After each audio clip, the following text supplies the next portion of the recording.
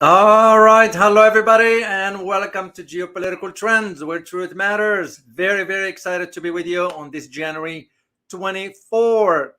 I got an interesting topic. I'm gonna cover about the Saudis and the Israelis, whether they're gonna establish diplomatic ties or not. In other words, whether the Saudis will recognize Israel's right to exist and so forth. So, like some other Arab countries did, including Morocco, United Arab Emirates, Sudan, if I'm not mistaken, and it was Jordan.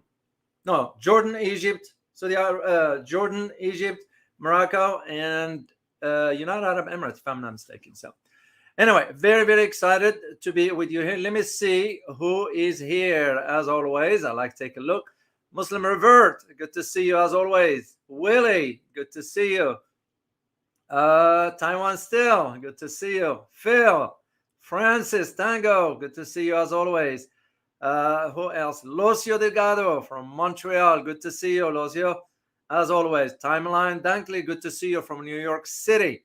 Very, very excited to see you guys. So, all right, here is the topic, and then I'm gonna go like we always do the routine for this. I'll talk about 20-25 minutes, then we'll jump on the other location. Now, the other location, I'm only gonna expand on this topic briefly, but getting into a major analysis that I came across regarding a very hot topic. So this is what I'm going to be doing, and I'll post everything for you guys as we move forward. So today's topic is that for months now, this is nothing new. For months, there've been some whispers, as if I may use the term, regarding Saudi Arabia and Israel, with the United States behind closed doors pushing for the Saudis to recognize or establish diplomatic ties with Israel. I was aware of a secret trip way back by Netanyahu to Saudi Arabia, which if the Saudis would have found out back then, it would have been bad news for the Saudi monarchy, because Saudis do not see eye to eye regarding Israel and so forth.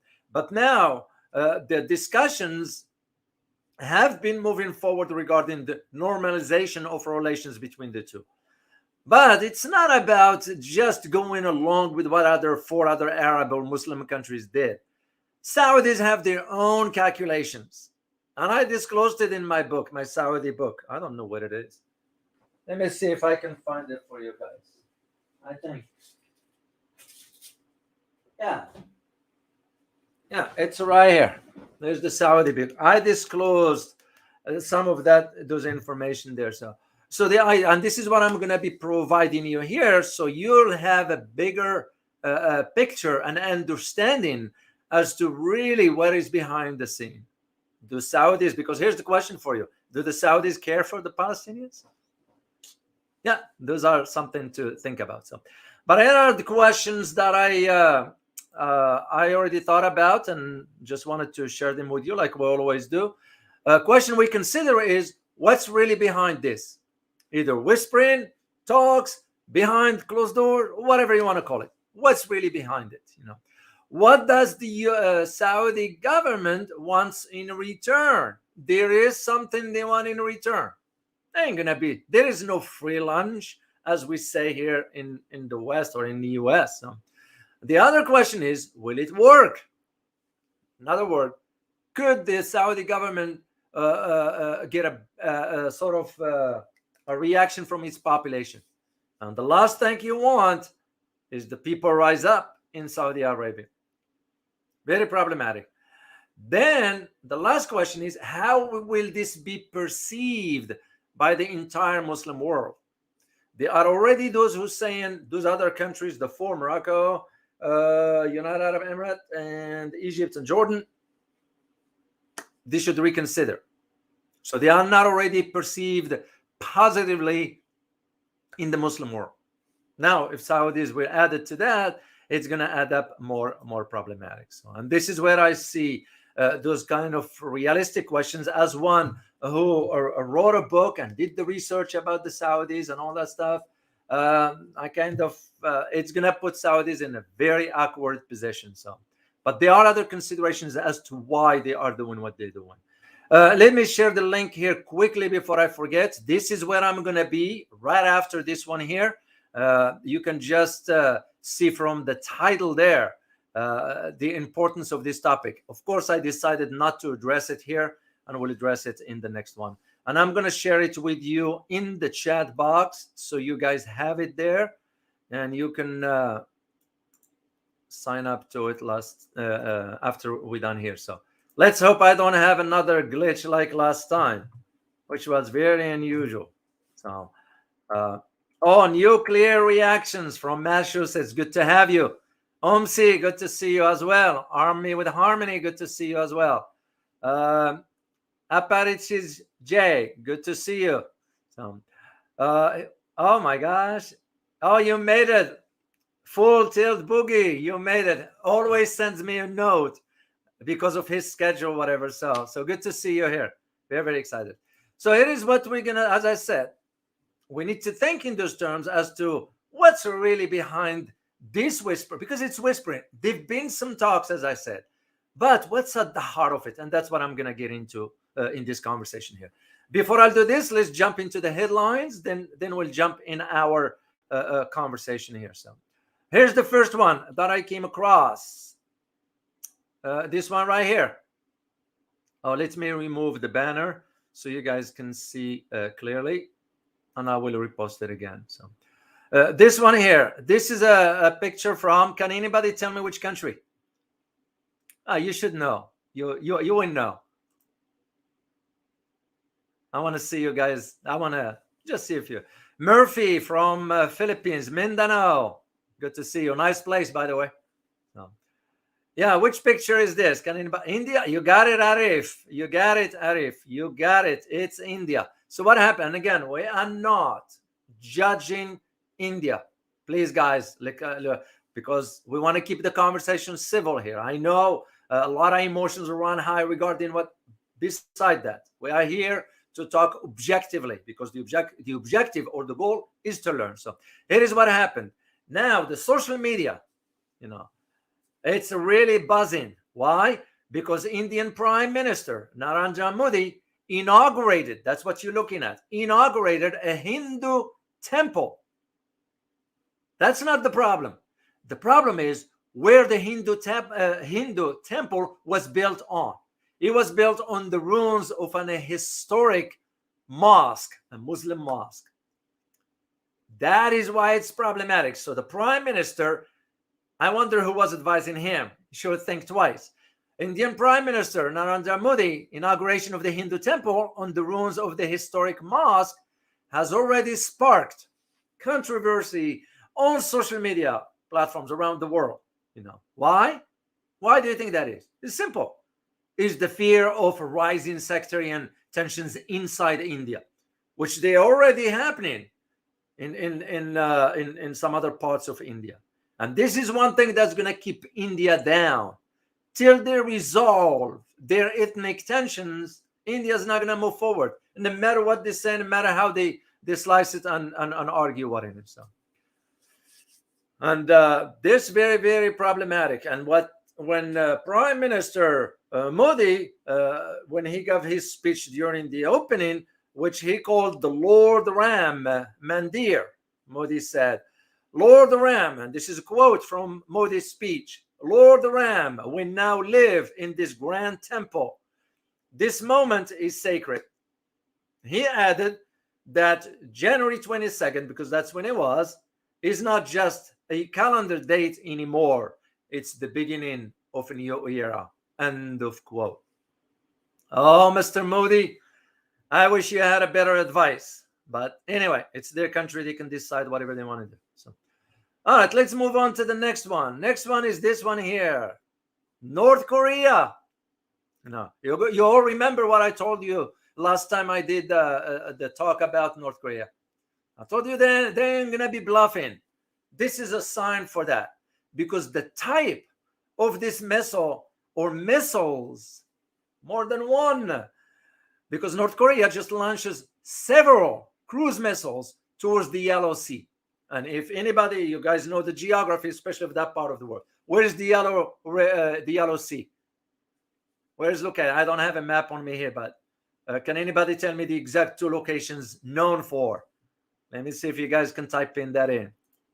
Yellow Sea, where it is located, to be specific. And why is this important when North Korea is doing the missile test, the test, or the launching, rather, of missiles?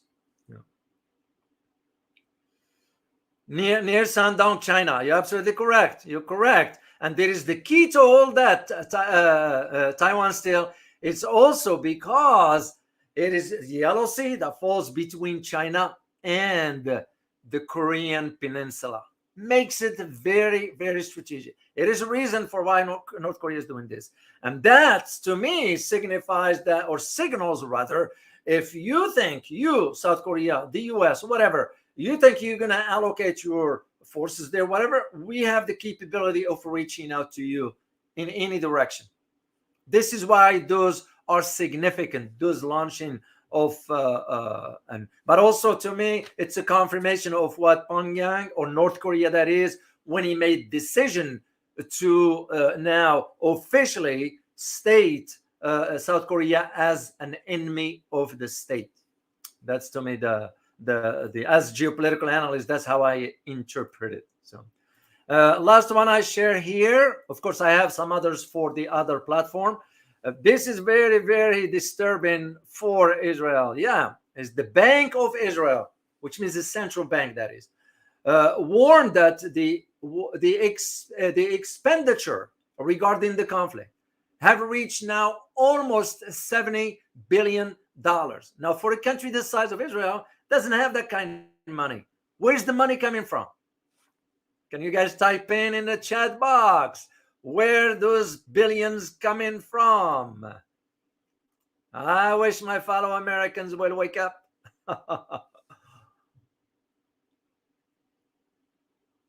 You're right. It's our tax dollars. That's where it's going. You're right, Karakulak. You're absolutely correct. Coming from our tax dollars. But it is the point of all this. So the governor of the Bank of Israel, his name is Amir Yaron, warned that the expenses of the conflict in Gaza would reach, almost $70 billion. The number they put in there is 668, according to the article. So 68, you're talking about 70 billion. 2 billion is nothing there. So what will Israel lose from its upcoming credit rating downgrade? Because what it means, all this, it means that Israel economy is going to be downgraded. The same thing that's going on right now in Egypt. Maybe even Turkey. This is why Turkey now is going to cut down in interest. Even for us, we're downgraded a little bit. Because we're living on debt. We have nothing to back up our whatever. We're backing it up with debt. Till when? The system cannot, when I say system, I'm referring to the financial, cannot sustain itself. So here is what's going to be happening is that the economists around the world that are watching this now await Moody's credit rating. Now, the question we need to ask is, will Moody be influenced by the lobbyists not to downgrade it? I can't answer that because I don't know, but I won't be surprised. Because now there is expectation that it will downgrade it from, meaning Israel economy, from its current level of A1 after a series of meetings between the agency analysts and senior officials at Israel Financial Ministry and the Bank of Israel last week. So I'm going to keep an eye on this because I'd like to know and see where this is going. All right, let me see what else do I have. I'm going to show you just guys pictures, but I will not talk about those. You will know why. There's this one. There's this picture. Of course, we know who this guy is. And there's this picture. And I will talk about this in the next. As a matter of fact, this is part of where my conversation is going to be about on the other platform. All right, let's get into our conversation here. So what is happening right now? with the normalization, it's not official. There's just a conversation. But what is going to be happening with it? Well, for a month, this conversation has been brewing, and even way back, because there were some talks behind the scenes between Israel and the Saudis. I was familiar with those even back then during my days in DC. So Saudis are willing. Listen carefully, guys. Saudis are willing to normalize relations with Israel in exchange for something. What is that something? Is a U.S. defense pact. And the key, and I disclose this in my book here. And of course, my books have to be cleared by the U.S. government. And they didn't say anything about it, except they asked me to sort of redact two of the statements that they said, no, Mr. O, we can't do that. And I kind of challenged them on it. It's like, why not? It's in the public domain. I didn't use, of course, I can't. I'm still bound by the law. Can use classified information. But I disclosed it. Well, here now it's coming up to the surface. The other one has to do with the nuclear program. That is what's at the heart. Of course, Saudis are saying it's civilian. That's how it's all started. Once you enrich uranium to the level of the 235 plutonium level, you can just sort of upgrade it to weaponize it into a nuclear device. Simple as that. So, and that begs the question, will it work or not? It was a conversation during the Obama administration, believe it or not, that certain companies in the US were given the green light to go ahead and share on a limited basis the technology, civilian technology, with the Saudis.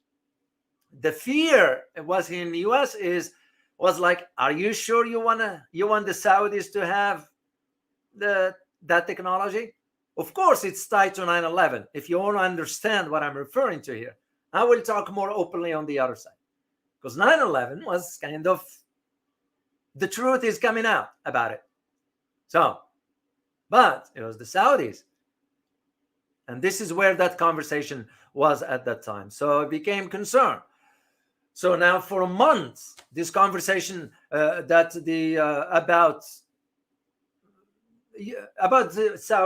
Saudis normalizing relations with Israel. Of course, during the previous administration, the former president's son-in-law, who is a Jewish, went over to the Saudis, tried to convince them for that.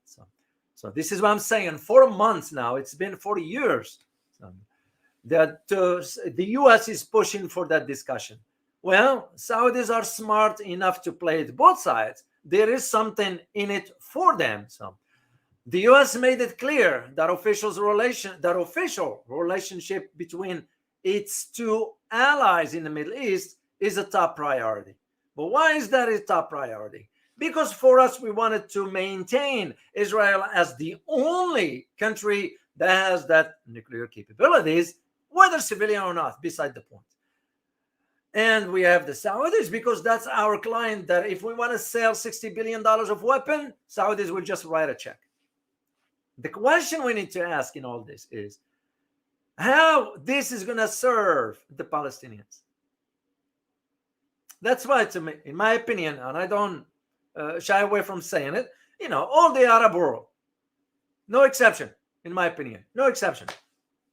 They just giving a lip service and using the Palestinian issue to divert attention from their own failure, be it economic, financial, domestic, health, education, and so forth. That's the truth. That is the truth.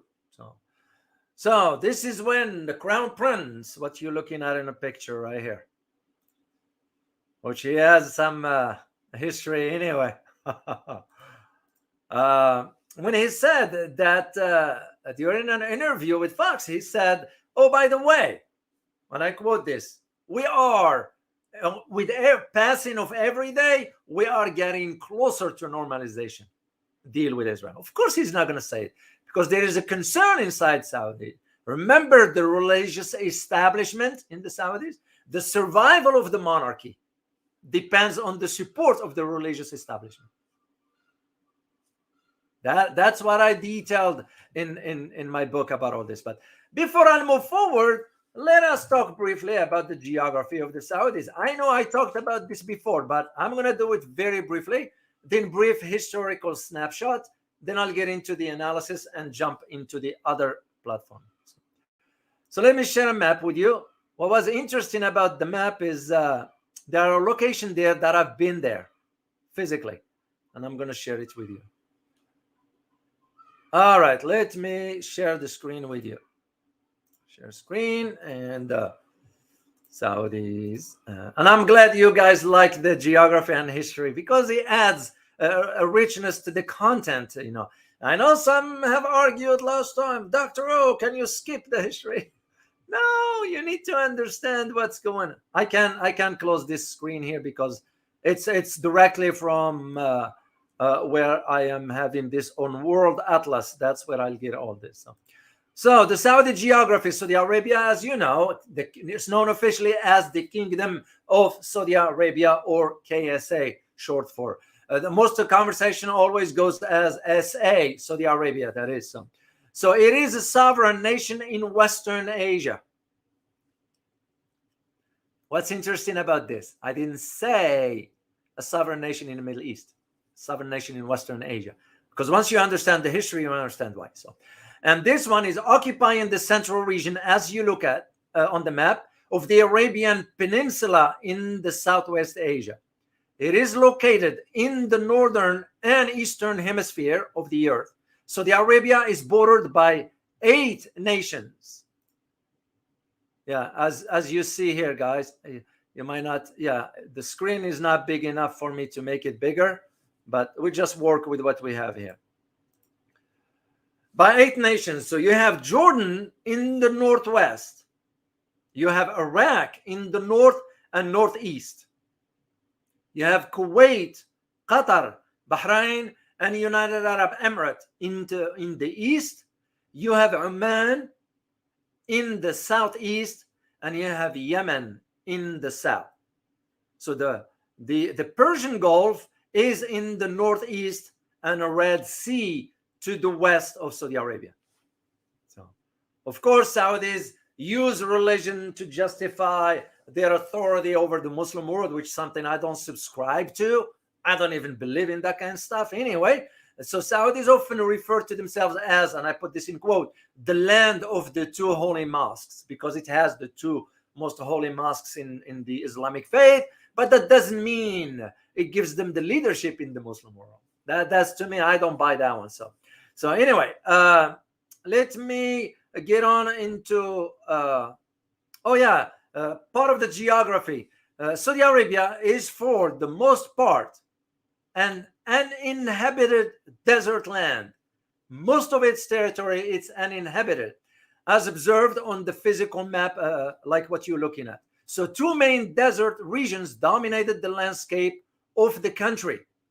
They are, one is called Ar-Rub' al-Khali.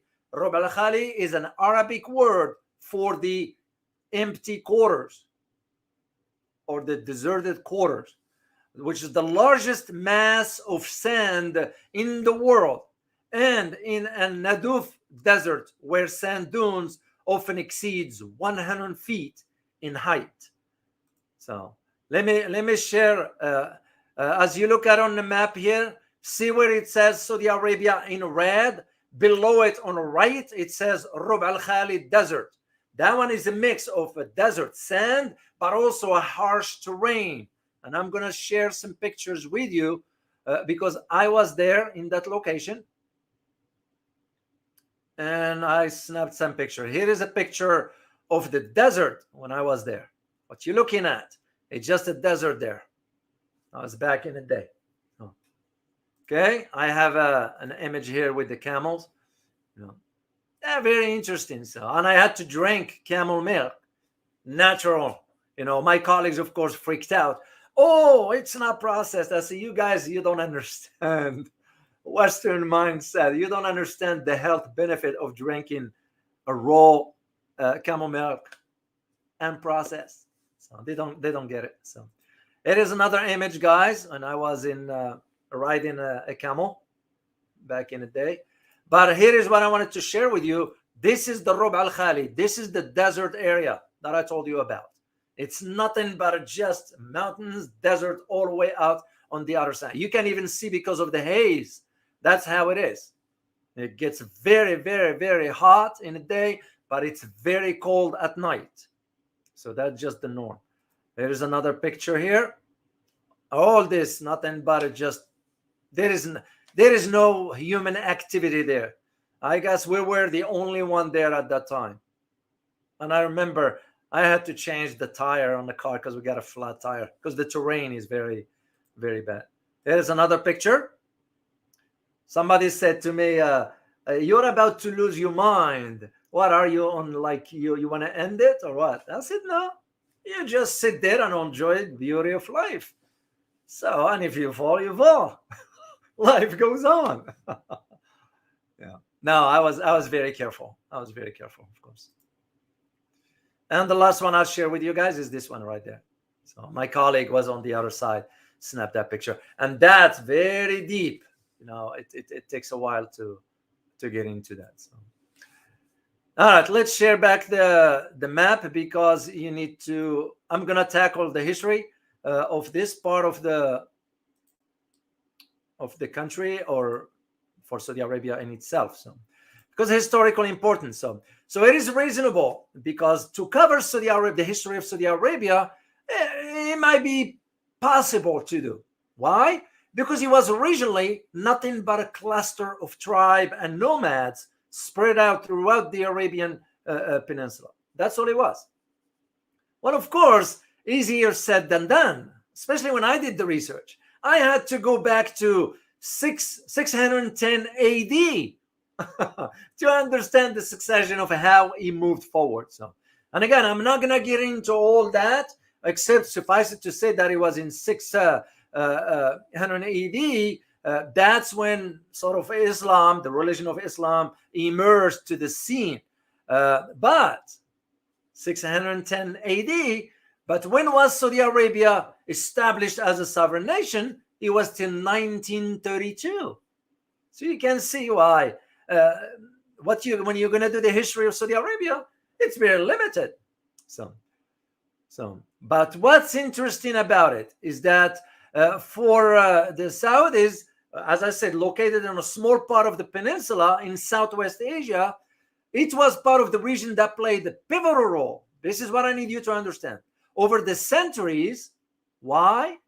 Because it served as an ancient trade center. And of course, was the place where Islam started. So Saudi Arabia was well positioned geographically to influence events and outcomes to its benefit, still till today. So interestingly, of course, the discovery of oil accelerated Saudi Arabia's transition from a desert tribe into a global player, primarily in the energy sector. So for those who are unfamiliar with the role of the Arabian Peninsula played throughout history, it is important that I mention to you, once again, I'm sharing this with you guys based on my research that I did for my Saudi book. And I mentioned how this part of the world was geographically and strategically located between two great centers of civilization. And those two great centers of civilizations were the Nile River Valley and Mesopotamia. That's what's important for you guys to understand. So these crossroad locations played a major role for trade, as I mentioned. And the rest is history as we know it. Because what happened in 1932? What happened in 1932? What was the name of the company? If anybody remembers, guys, the company that was an oil company in California, that's the one that started in 1932. And that's how the deal was made between us and the Saudis. Oil for security. Still hold till today. That's what I want you guys to understand. So when you see certain decisions or a reaction or whatever, always go back and think about what is really at the heart of this relationship. Oil for security. The joke was among some of us back then in Washington, D.C., that the Saudis were our gas station. Because I remember when I used to drive in Saudi Arabia, and I used to drive out because I speak the language. Don't have blonde hair, blue eyes, so I can communicate. I will go get gas because sometimes when I drive, I have to pay for it myself. I don't use the government because it's not right. So, and how much will it cost me to? Because how much is a gallon? Gallon was about 29 cents because they have a lot of oil. So that is what I want you to understand: security for oil. But as I argued in my Saudi book, that relationship is coming to, I won't say an end officially, but you can see it going downward, one step at a time, and for a reason. And the reason is too many folds. I can mention just 3. 2 of them are tied to this conversation, and one of them is not mentioned. And the other one that is not mentioned has to do with the amount of gold Saudi Arabia has in the United States. So they are nervous about rocking the boat, making waves, because we could freeze. Remember, sanctions, it's a weapon we use. But here is the hard truth that you guys need to know. If it weren't for the Saudi funding here in the US, our economy will go down. There is so much Saudi money in the American economy. Saudis also understand this reality, but they don't have an option. They can't give up just $120 billion, even though to them is nothing, because they have a lot of oil. When you think about the wealth of the royal family, I mean, massive wealth, it's ridiculous. To me, it's ridiculous. What can you do with the $100 million that you? What can you do with the $2 trillion that you couldn't do with $100 million? It becomes a power game, because remember, when you become that wealthy, you become so corrupted, and corrupted in a way that now your objective is not money. Your objective is power, controlling others, which is exactly what is happening with certain elements around the world with the billionaires. And you got my idea, and I will talk about this later on, because it's a human psychology, it's chemicals, believe it or not. I asked some people in the field of psychology, they are well versed into this, and they explain it to me scientifically what happened when we become so wealthy. It's not about the wealth anymore, it's about power. So what's going on with all this now? Why Saudis now the whisper about the relationship on all this? It's because the Saudis want a U.S. defense pact that includes, listen carefully, fewer restrictions on U.S. arms sales. Which means what? That means if the Saudis will to do this, then we will have to agree to sell them some advanced systems, because which country gets the U.S. advanced systems? Can you guys type that in the chat box? Basically, there's only one country gets really advanced systems. Let me see what you guys type in the chat box.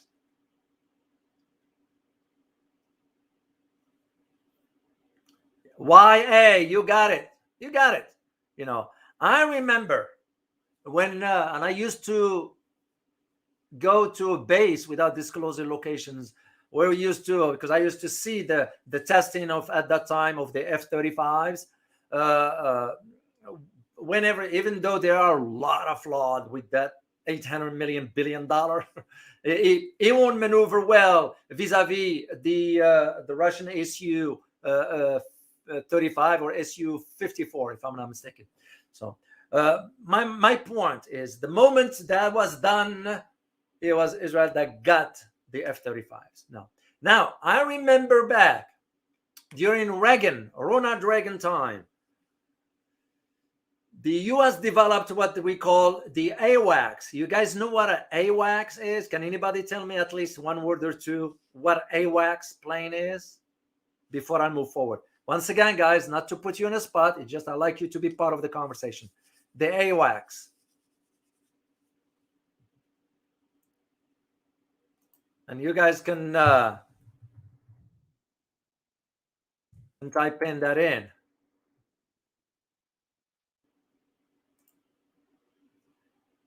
You got it right, Jim. You let me show you. You're the first one mentioned this one. You're right, Jim. Same with Anas. Yeah, you guys got it. You got it. You know, basically, is the airborne early warning and control, AWACS. That's what it was. So my point: during Reagan time, it was a conversation in Parliament, in the Congress. Why? Because the Saudis wants to buy it, and they had to debate whether to sign to sort of sell that to the Saudis or not. And I was surprised. Of course, they gave it to Israel first. Then the Reagan administration or Congress approved the sale of AWACS to the Saudis. So, but that was one exception. That's the only one I was very, very, very familiar with. So to tie it back to this is the idea that those advanced weapons that the Saudis want, in addition to the development of a nuclear, civilian nuclear technology. So I just don't see. There are a lot of concerns regarding this. Us giving giving the Saudis that technology. Some in Washington behind closed doors were saying, "Yeah, you don't want to do that. You don't want to do that because we know how this will end up." So, and also it's been mentioned during this article, by the way. And the article, by the way, I got it through Al Jazeera. Not here. Let me see if I can. No, I don't have and I'll put the link for you guys, of course. So they argued that the deal will also require major progress towards the creation of a Palestinian state. In other words, the Saudis also put in this condition. Well, you and I know ain't gonna work. They're not gonna do it. So Israel in return responded by saying, and I quote, and this was the Israeli army radio that disclosed that. Here is what's interesting. The statement didn't come from the government, like the prime minister, defense minister. It came from Israeli army radio commander, whatever. His name is Elan Cohen. It says, and I quote, "The gap can be bridged." End of quote. In other words, we can work out something like that. And he added that I think there is certainly a likelihood that in the first quarter of 2024, 4 or 5 months hence, we will be able to be at a point where the detail of a deal are finalized. End of quote. All this is nothing but turning, just dancing around. There is no straightforward. And the concern is to that the Saudis wants to build this nuclear program does not seems to be an obstacle according to the Israelis. But in reality, it's a lie. Why? Because Israel wants to remain the only dominant power in the region, which I don't see that happening because you have the emergence of others. And you know which one I'm referring to. But here is the counter argument to this. Netanyahu's government, including his national security advisor or minister, which is a far right, you all know, Itamar Ben-Gvir, a very, oh my gosh. I don't know how somebody like that can serve on a government. Anyway, all of them anyway, rejected concessions to the Palestinian Authority government as part of normalization relations, including settlement freeze in the occupied West Bank, according to the statements by the Israeli government. So in other words, there will be no deal because the deal will be that you want to normalize things with us. Well, we will see. And this is why I asked the question earlier. Do you, and by the way, the same question other leaders in the region have asked. If, and question for you, you can answer it if you like. Do you think if the Saudis normalize it, will be a betrayal? To whom? To the Palestinians. This is where I see the challenge for that. And I don't know if it will happen or not. That's how I see it moving forward. And I'm gonna elaborate more on these guys on the other side. So I'm gonna just take a look quick here at your comment, what if there is anything here. Otherwise, I'm gonna head out to the other side, and I will see you there. Once again, let me put the link for you. Then I will see you on the other side. Remember, the topic is slightly different, but I will touch on a few things briefly before I'll jump into that. Here is the link once again. And by the way, I wanna say thank you to the donors already for the trip to Asia. So it is moving up. Some of you have asked if I do accept Zelle. If you have Zelle only here in the US, there is no Zelle will not work for you if you are overseas. But for yes, you could do that. As a matter of fact, Zelle is better option. Why? Because your entire donations come to me. With Buy Me Coffee, which I'm okay with, they take 5%, and rightly so. It's a business for them. Then I pay about 2.7% for Stripe to transfer the funds. So the total comes to about 10%, and I'm okay with it in comparison to other places. And I'll share with you later on, okay? But here is the link for that. That's for the Asia trip. Remember, I am planning on heading out in May. There are a certain amount of money I need to have by about probably no later than the end of March, because I won't have enough time. Because once you get into that season, the plane tickets goes so far. They are about $1,400 to $1,600. This is just economy. Of course, I'm not going to go business. That's ridiculous for me to go business class for what, $8,000 ticket? No. I'm very, very, very conscious when it comes down to money, how I spend it. I'm very careful. So, but anyway, if you want to support my upcoming trip to Asia, and you all know why, I am not going there for tourism. If I want tourism, I'll do it on my own dime. This is different. And same thing, I don't want to count on some think tank to send me money. Yeah, they can write me a check in no time, but you all know what the outcome is going to be. And I'm not willing to do that. All right, guys, I'm going to sign off, and I will see you on the other location. As always, remember, geopolitics impact your daily life in more ways than one. See you soon. Bye.